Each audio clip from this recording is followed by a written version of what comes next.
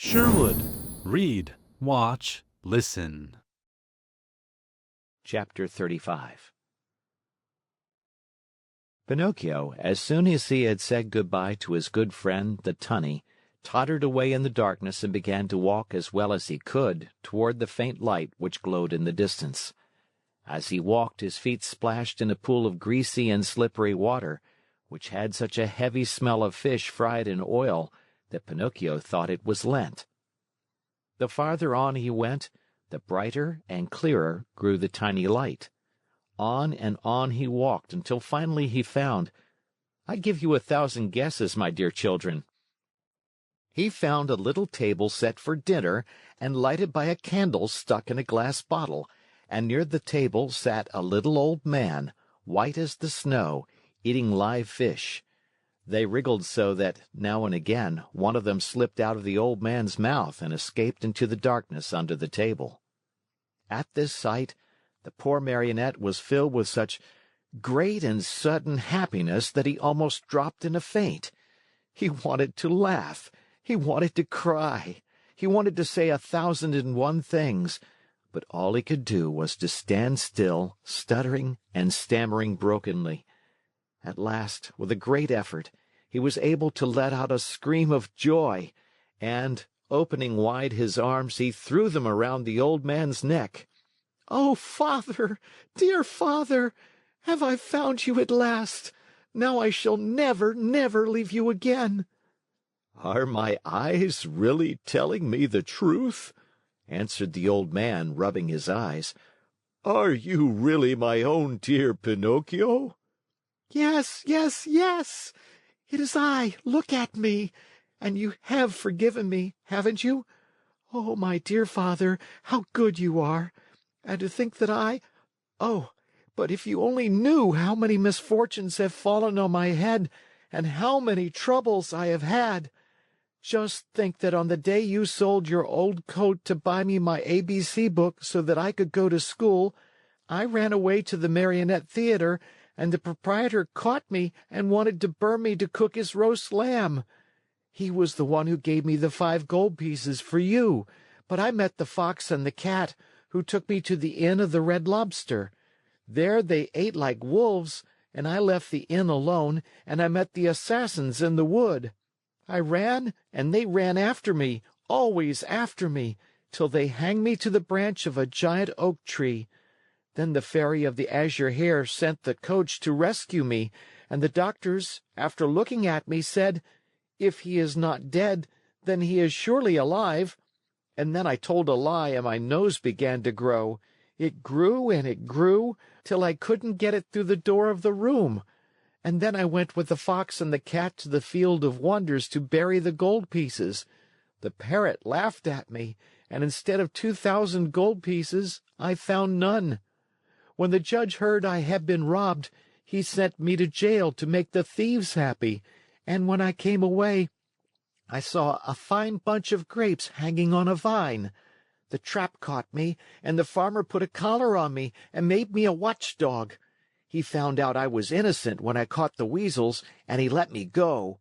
The serpent with the tail that smoked started to laugh, and a vein in his chest broke, and so I went back to the fairy's house. She was dead, and the pigeon, seeing me crying, said to me, 'I have seen your father building a boat to look for you in America.' And I said to him, 'Oh, if I only had wings!' And he said to me, 'Do you want to go to your father?' And I said, 'Perhaps, but how?' And he said, 'Get on my back. I'll take you there.' We flew all night long, and next morning the fishermen were looking toward the sea, crying, 'There is a poor little man drowning.' And I knew it was you, because my heart told me so, and I waved to you from the shore." "I knew you also," put in Geppetto, "and I wanted to go to you, but how could I? The sea was rough, and the whitecaps overturned the boat. Then a terrible shark came up out of the sea, and as soon as he saw me in the water, swam quickly toward me, put out his tongue, and swallowed me as easily as if I had been a chocolate peppermint."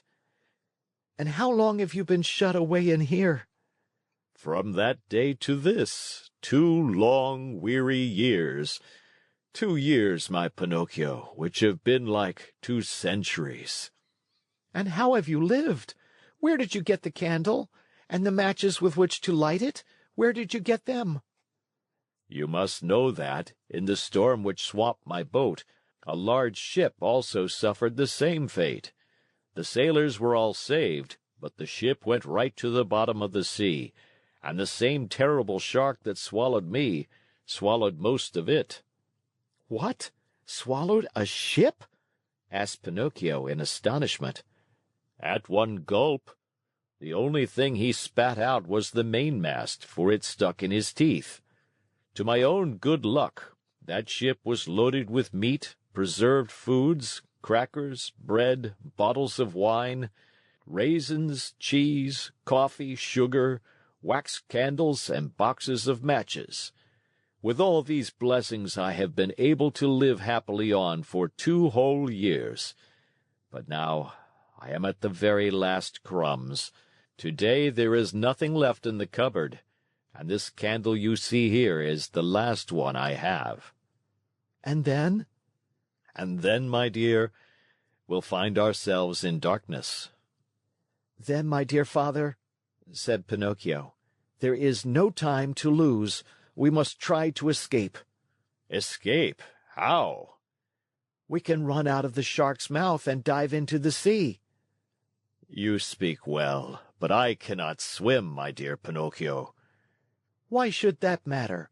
You can climb on my shoulders, and I, who am a fine swimmer, will carry you safely to the shore. Dreams, my boy, answered Geppetto, shaking his head and smiling sadly. Do you think it possible for a marionette, a yard high, to have the strength to carry me on his shoulders and swim? Try it and see, and in any case, if it is written that we must die, we shall at least die together. Not adding another word, Pinocchio took the candle in his hand, and going ahead to light the way, he said to his father, "Follow me and have no fear." They walked a long distance through the stomach and the whole body of the shark.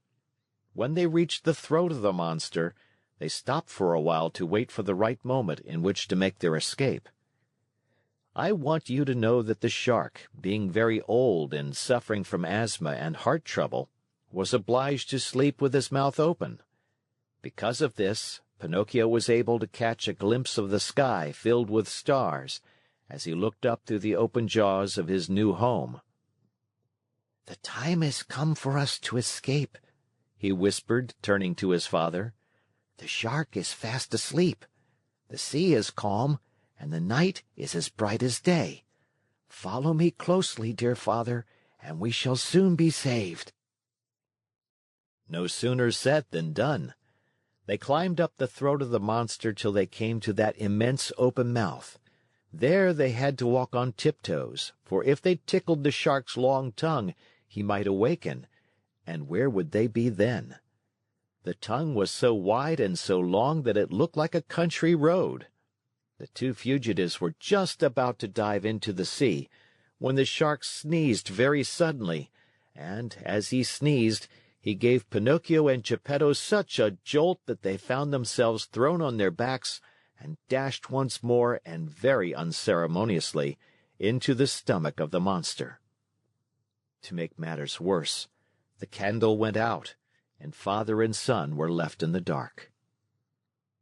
"And now?" asked Pinocchio with a serious face. "Now we are lost."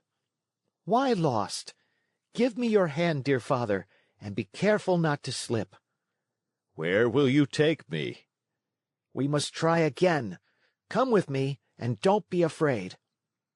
With these words, Pinocchio took his father by the hand, and, always walking on tiptoes, they climbed up the monster's throat for a second time. They then crossed the whole tongue and jumped over 3 rows of teeth. But before they took the last great leap, the Marionette said to his father, "Climb on my back and hold on tightly to my neck. I'll take care of everything else." As soon as Geppetto was comfortably seated on his shoulders, Pinocchio, very sure of what he was doing, dived into the water and started to swim. The sea was like oil, the moon shone in all splendor, and the shark continued to sleep so soundly that not even a cannon shot would have awakened him. Thanks for watching Sherwood. Scan the QR code to download our free app. Subscribe for unlimited access to books, audiobooks, podcasts, movies, and shows. See you next time.